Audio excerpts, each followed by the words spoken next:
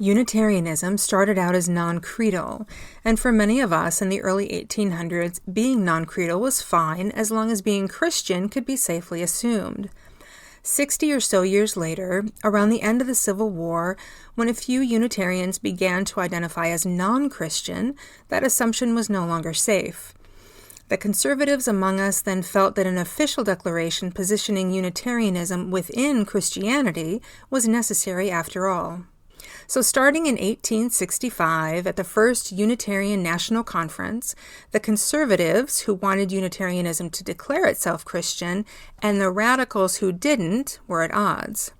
Finally, after almost 30 years, at the 1894 General Conference in Saratoga, New York, a compromise was reached that was both acceptable to Henry Bellow's Broad Church conservatives and to the Free Religious Association radicals.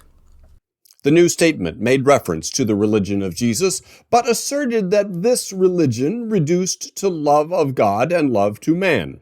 It emphasized our congregational polity and cordially invited to our fellowship any who, while differing from us in belief, are in general sympathy with our spirit and practical aims.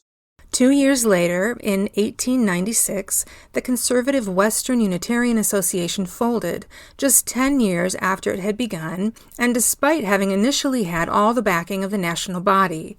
The radical Western Unitarian Conference had prevailed. We had come back to the non-creedal principles from which we began, and the Free Religious Association had played a key role in bringing about the shift.